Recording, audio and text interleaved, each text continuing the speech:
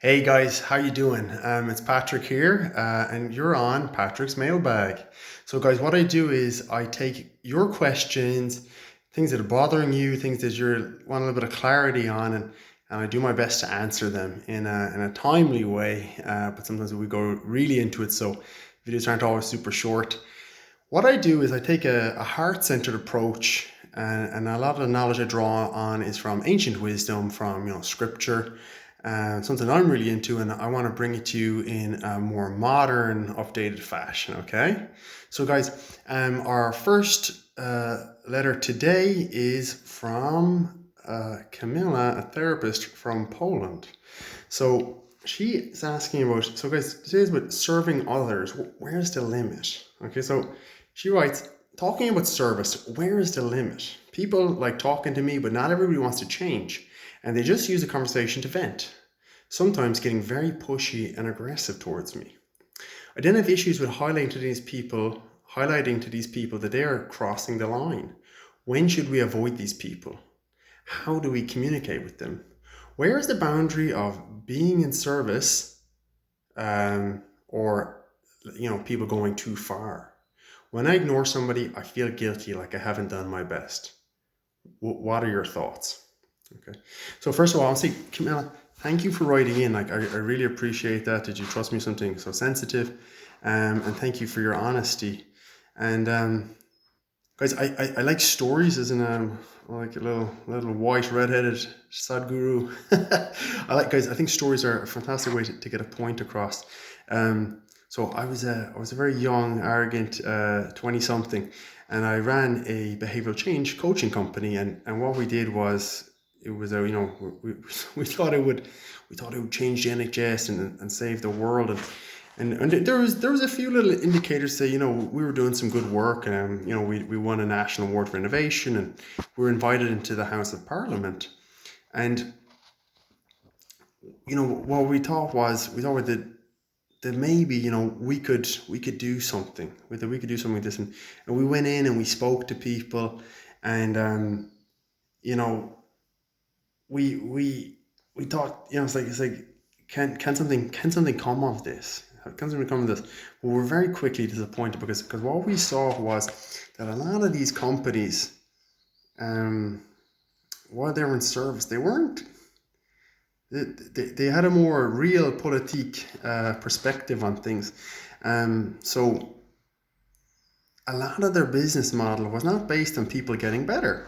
It really wasn't, and it was based on, the numbers were based on people failing. Because if they had, done their job, or so I thought at the time, what would happen would be, we'd have industry full of all these people who could do the job, and they could just keep scaling up, and we'd have a great vibrant industry, which is, highly talented, skilled people. But that wasn't what it was. And sometimes, guys, we can have kind of like an immature outlook when we're in service. So I got very upset. I was like, oh my God, these guys, they know that 80% of these people will not make it. They're taking advantage of government subsidies and people who don't know what they want. And, and I was just like, oh, you guys, this is just all a big con. But it wasn't. It wasn't a big con, because the thing is, when you're serving someone in their healing journey, you don't have to be there the entire time. Sometimes it's just this passing through. And sometimes, guys, these people out there, they really needed that course to help them discover who they are. And guys, one big thing about discovering who you are is discovering who you're not. And by doing these things, like, well, that's not the thing for me, and that's not the solution for me. And you know with Camilla, people come through therapy, like, that might be their ultimate thing, and which gets them over the line, or it might not.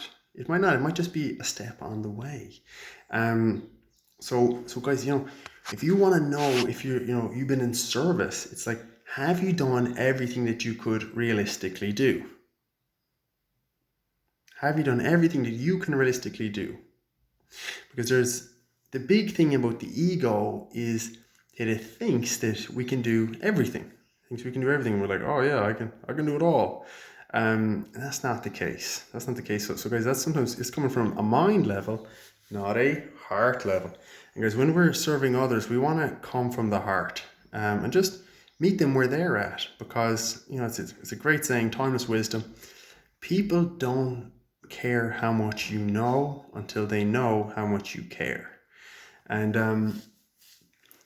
one of these things, like, you might think that, I didn't help this person, I didn't heal them, I didn't therapize them, or I didn't do whatever, I didn't get them, if you're a physiotherapist, I didn't get them walking again. And but you had a part in their journey. And another thing about it is, like, some people, they don't want to get better. They don't want to get better. So the thing is, it's some of our ego projection that they come to you to get better. And that's not always true. So as in, it's really good to know that. So there was my teacher, Maestro Manuel Rufino. He spoke about this in a lecture for healers, and he said, like, a therapist, she'd put up her hand, she said, "Oh, I got this client. I think he's one of my favorite clients, but he's just stopped progressing, and I've given him all the things, as in he's got everything that would help him get to the next level, but he just can't do it or won't do it, and I sit with him and he doesn't do it, and I'm just really confused." And Maestro, he replied that, sometimes people, they're not there to get better, but they're going to you to prevent getting worse. So as a healer, as a therapist, of all types, we can be a little bit goal oriented, a bit result oriented, and that's something creeping in from the business world, which is no place in a thing, because you are just there to facilitate the person getting better on their own. And my teacher, Swami Parthasarathy, a genius lecturer, and he lectures in Vedanta. And there was this guy, he said, "Oh, Swamiji, you've been lecturing 60 years, you've transformed tens of thousands of lives." And Swamiji said, "What are you talking about? I didn't change a single person. I didn't change a single person. Just gave him some knowledge." So guys, and what he was talking about was, you can get knowledge. You can get knowledge anywhere, right? And sometimes some places of knowledge give even better knowledge.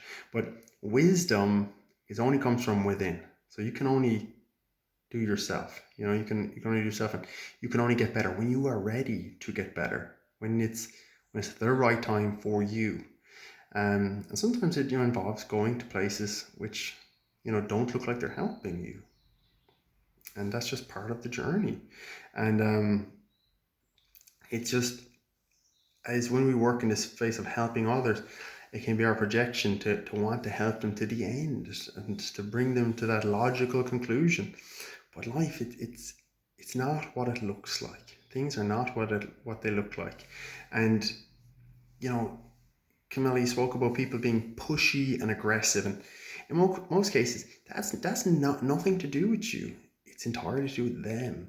And they're pushy. They may be pushing aggressive to you for a few minutes in your session, or maybe talking about getting a session, and they're like that to themselves all day, every day. And that's why we got to really feel for those people. Some people are like, "Oh, that guy's, he's a misery."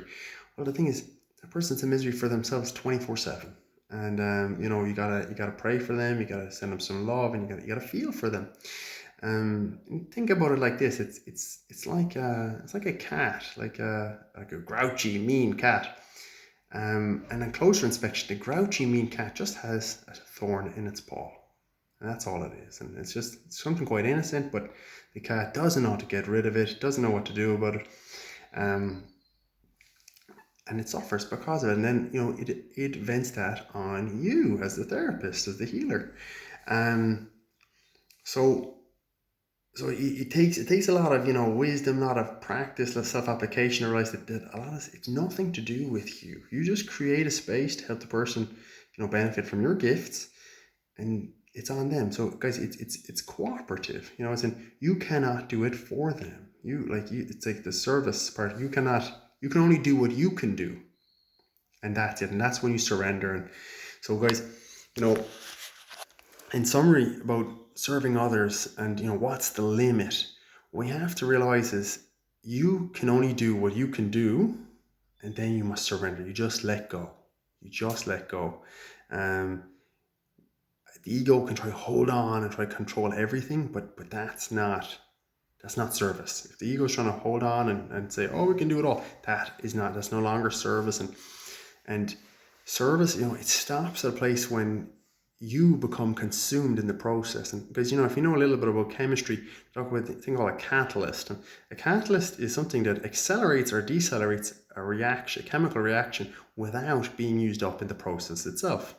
So if you are serving others, you can accelerate or decelerate certain processes. But you do not get used up in it yourself. If you're getting used up in it yourself, you're doing it wrong. Because a lot of people, when they take their work home with them, and they're terrible to their families, they're letting people down, then you got to stop. You're overstretching it. If you're not able to provide that level of service to other people, if you fail in your obligations to people that matter most in your life.